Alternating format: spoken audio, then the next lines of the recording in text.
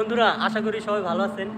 এই শীতের রাত্রে কিছু ভয়ঙ্কর চিত্র তুলে ধরবো আজকে আপনাদের সামনে। আমি টিপু আপনাদের সাথে, আর আমার সাথে আছে মোহাম্মদ ফুয়াদ।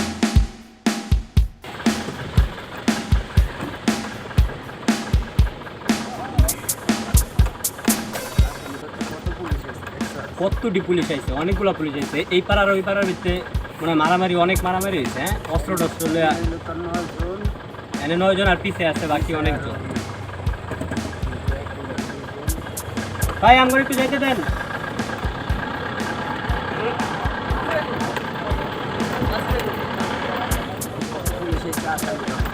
বন্ধুরা, এই মুহূর্তে আমরা আছি মুন্সিগঞ্জের শুনশান একটা এলাকায়।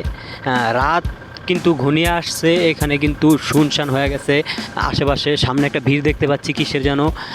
এখানে কিসের ভিড় সেটা অনুমান করতে পারতেছি না। অনেকগুলি লোক এখানে কিন্তু দাঁড়ায় আছে। আমরা সোজা চলে যাই চুপচাপ নির্বিধায়, কারণ এখানে দাঁড়ালে হয়তো সমস্যা হতে পারে। এখানে হয়তো ডাকাতি টুকাতি কিছু একটা হয়েছে, সেরকমই লাগতেছে পরিস্থিতি দেখে আমাদের। এখানে কিন্তু ডাকাত থাকে প্রচুর পরিমাণ, সেজন্য আমাদের একটু বুঝে শুনে কিন্তু যেতে হবে। যেহেতু মুন্সিগঞ্জ আমরা আছি, এই মুন্সিগঞ্জ যদি আমরা অতিক্রম করতে পারি তাহলে কিন্তু ভয় অনেকটা কমে যাবে। আমরা আস্তে ধীরে সামনের দিকে আগাচ্ছি।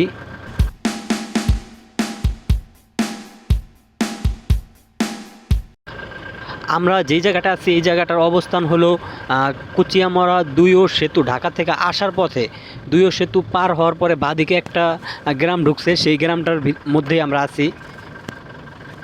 রাতের বেলা যেন এই গ্রামটা খুবই ভয়ানক হয়ে যায়। আর শিয়ালের ডাক কিন্তু বিভিন্ন জায়গা থেকে আমরা শুনতে পারতাছি।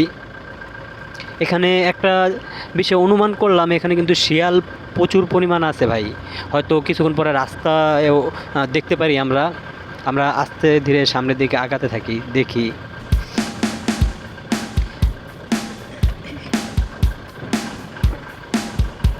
রাতের বেলা সব মানুষ যখন কম্বলের নিচে, যেহেতু প্রচুর পরিমাণ শীত পড়ছে এখন, সেই জন্য মানুষ কিন্তু শীতের মধ্যে বাহিরে থাকে না। সেই সময় কিন্তু আমরা এখন বাহিরে ভ্রমণ করতেছি এই শীতের ভিতরে। আর যদি আমাদের সামনে কেউ গাড়ির সিগন্যাল দেয় তাহলে কিন্তু আমাদের ব্রেক করা ঠিক হবে না। আমরা চুপে সোজা যাওয়ার চেষ্টা করব। রাস্তায় নর্মালি চলার পথে কিন্তু অনেক ডাকাতের সম্মুখীন হতে হয় আমাদের।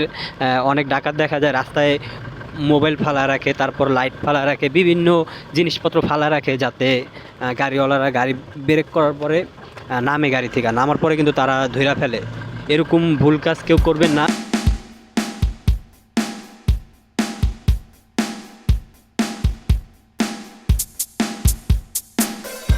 রাতের বেলা সড়ক দিয়ে চলাচলটা অনেক দুষ্কর, বিশেষ করে সিঙ্গেল রোড যেগুলি আছে সেগুলিতে।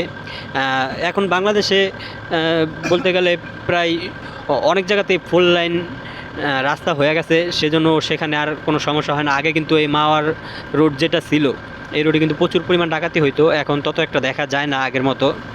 এখন ডাকাতিটা কমছে, কিন্তু এই যে ভিতরে ডানে বামে ভিতরে কিন্তু প্রচুর পরিমাণ ডাকাতি হয়, আমরা কিন্তু দেখছি।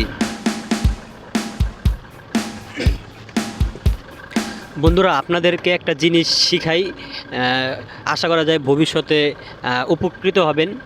যেমন ধরেন এই যে ভাঙ্গা রাস্তা, যদি ওভারলোড কোনো গাড়ির সাথে আপনারা থাকেন বা কেউ যদি ওভারলোড গাড়ি নিয়ে কোথাও যান, তাহলে কিন্তু এই যে এরকম ভাঙ্গা রাস্তা যদি দেখেন, প্রচুর পরিমাণ ভাঙ্গা, সেখানে কিন্তু বেশি দ্রুত যাওয়ার চেষ্টা কোনোভাবেই করবেন না, তাহলে কিন্তু অনেক সমস্যার সম্মুখীন আপনারা হতে পারেন। যেমন ধরেন আপনাদের পাত্তি ভেঙে যেতে পারে, বা হ্যাঙ্গা ঝুলনা, মানে চাকার সাথে বডির সাপোর্টে যেই পার্টসগুলি থাকে সেই পার্টসগুলি কিন্তু ভেঙে যেতে পারে। আর সেটা ভাঙলে কিন্তু সেখানে বিরতি ঘটবে, সেখানে সারা রাত অপেক্ষা করতে হবে। তারপরে চোর ডাকাতের ভয় তো আছেই। বর্তমানে কিন্তু আইন ব্যবস্থা তত একটা ভালো না, এর দ্বারা কিন্তু প্রচুর পরিমাণ ছিনতাই, চুরি, লুটপাট আমরা দেখতেছি দেশে। সেজন্য একটু সতর্ক থাকবেন।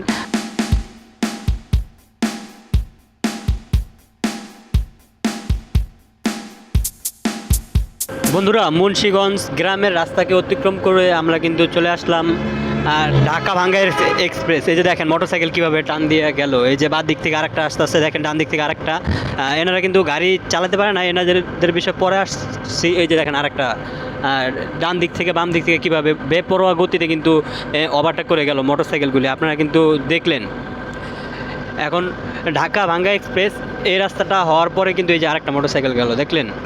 ঢাকা ভাঙ্গা এক্সপ্রেস এই রাস্তাটা হওয়ার আগে কিন্তু খুবই দুর্ভোগ ছিল। যেই লোকগুলির বাড়ি বরিশাল, পাথরঘাটা, তারপর খুলনা, বাগেরহাট এদিকে, তাদের জন্য আসা যাওয়াটা কিন্তু খুবই কষ্টকর হয়ে যেত। এই রাস্তাটা হওয়ার পরে তাদের মুখে হাসি ফুটছে।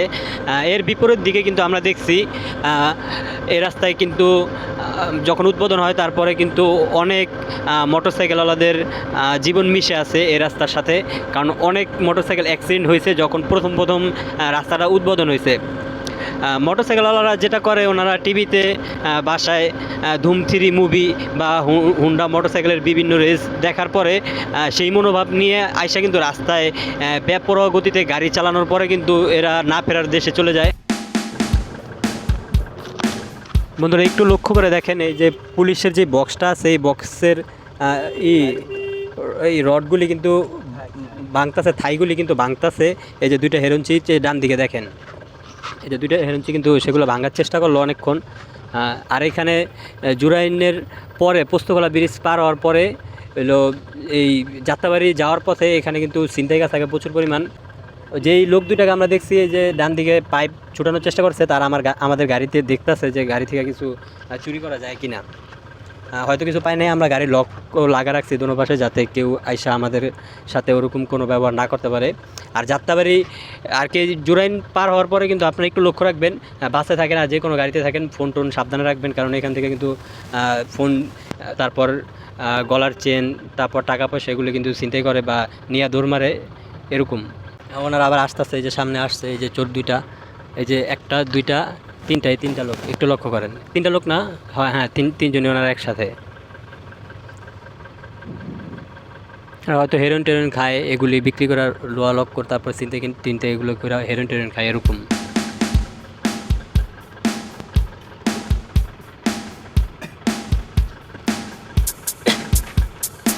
এনারা কিন্তু ইচ্ছা করলে পারে কাজ কাম করে খাইতে পারে, কিন্তু এনারা কিন্তু কাজ কাম না করে সারাদিন ঘুমায় রাস্তার পাশে, আর রাত্রেবেলায় ছিনতাই, চুরি চামারি, ডাকাতি এগুলি করে কিন্তু তারপরে হেরোইন টেরোইন বা ড্যান্ডি বা বিভিন্ন প্রকার নেশা সেবন করে কিন্তু এনারা সারাদিন ঘুমায়। অনেক বেকার আছে দেশে, যেরকম এরা এক গ্রুপ, এরকম অনেক বেকার আছে। সব বেকার মিলে যদি কাজকাম করা শুরু করে তাহলে কিন্তু দেশ আগাতে বেশি সময় নেবে না। এগুলোর পিছিয়ে ব্যর্থতা আমাদেরই। আমরা যদি একটু ইচ্ছা করি তাহলে কিন্তু মানুষকে শুধরাতে পারি। আমাদের আশেপাশে যারা আছে, শুধু যেটা আমাদের ক্ষতি হবে, আমাদের একটু সময় নষ্ট হবে এই।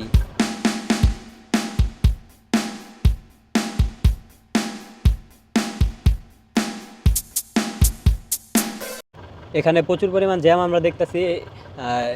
এই জ্যামটা শুরু হয় রাত্রে 9টার পরে, যখন ঢাকার বাইরে থেকে ঢাকার ভিতরে গাড়িগুলি ঢোকে।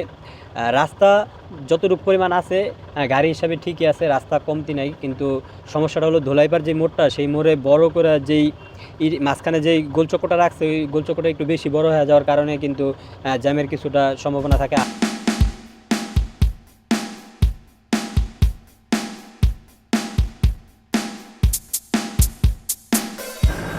বন্ধুরা, পোস্তগোলার সেই ভয়াবহ জ্যামকে অতিক্রম করার পর আমরা কিন্তু চলে আসলাম মেঘনা প্রান্তে। পোস্তগোলার সেই জ্যামটা কিন্তু যাত্রাবাড়ি মোড়ের কারণে রাত্রে 9টার পরে থেকে কিন্তু রাত্রের 1টা পর্যন্ত ওই জ্যামটা থাকে। ওই জ্যামটা শুধু ঢাকাতে না, এবং সেও থাকে, চট্টগ্রামেও থাকে। এখন আমরা আছি মেঘনা ব্রিজ প্রান্তে, ঢাকা চট্টগ্রাম মহাসড়কে। এই সড়কটা কিন্তু বাংলাদেশের সবথেকে ব্যস্ততম সড়ক, কারণ এই রাস্তা দিয়ে কিন্তু ঢাকা চট্টগ্রামের অনেক গাড়ি চলাচল করে। সেই কারণে শীতের রাত্রে আমরা যাচ্ছি, এই সড়কে কিন্তু প্রচুর ব্যস্ততম কারণে কিন্তু প্রচুর পরিমাণ অ্যাক্সিডেন্ট হয়। সেজন্য কিন্তু আমাদের একটু বুঝে শুনে সামনের দিকে চলতে হবে। আর এই রাস্তার যে বাসগুলি আছে, ওরা কিন্তু প্রচুর বেপরোয়া গতিতে গাড়ি চালায়। তারপরে আরও অন্যান্য অনেক গাড়ি আছে, হয়তো অনেক অটো ড্রাইভার আছে যারা অন্য গাড়ির সাথে টাইমিং মিলে গাড়ি চালাতে পারে না। উল্টোপাল্টা বাউলি দেওয়ার কারণে কিন্তু অনেক সময় ভুল বুঝাবুঝির কারণে অ্যাক্সিডেন্ট হয়ে যায়। সেজন্য আমাদের একটু বুঝে শুনে চলতে হবে।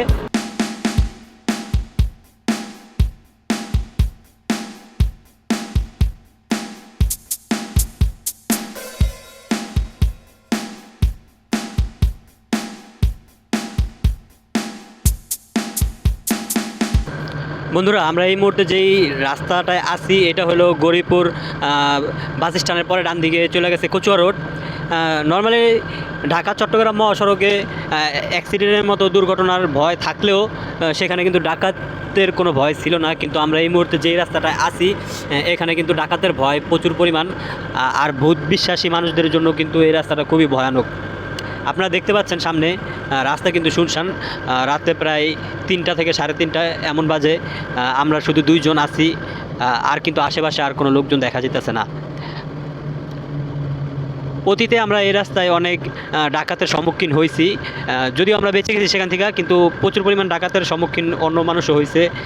সেখানে আহত করে তাদের থেকে লুটপাট করে অনেক টাকা পয়সা নিছে ডাকাতরা। আর কুমিল্লা এলাকায়, কুমিল্লা জেলাটাই, পুরো কুমিল্লা জেলাটাই ডাকাত দিয়ে ভরা। এটা মোটামুটি যারা রাস্তায় থাকে তারা ভালো জানে। এই রাস্তাটা খুবই নীরব। এই রাস্তাটা প্রায় 10 মিনিট 15 মিনিট পর একটা গাড়ির দেখা মেলে, অনেক লম্বা সময় পরে। সেজন্য কিন্তু মনের ভিতরে একটা ভয় কাজ করে। এই রাস্তাটায় ডাকাতরা যেটা করে, গাছ কাইটা রাস্তায় ফালা রাখে, রাস্তা ফালা রেখে রাস্তা বন্ধ করে রাখে। তারপর যখন গাড়ি সেখানে যা ব্রেক করে, তারপর তারা সাথে সাথে রামদাও অস্ত্র টস্ত্র নিয়ে আইসা পরে যা আছে সব লুটপাট করে নিয়ে যায়। সেজন্য আমাদের একটু সতর্কের সাথে থাকতে হবে এই রাস্তাটায়।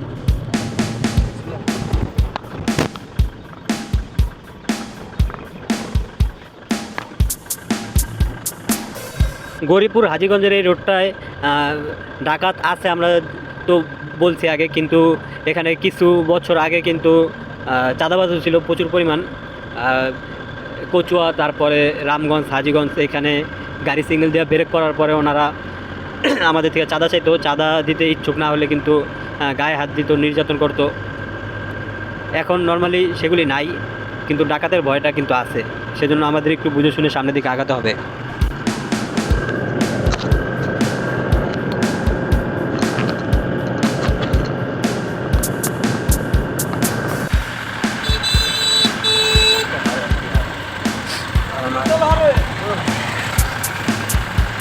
দেখেন কতগুলি লোক মাছ ধরতেছে।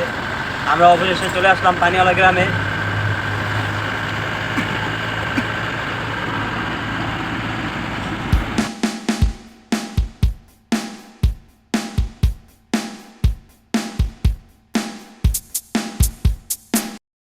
বন্ধুরা আশা করি সবাই ভালো আছেন।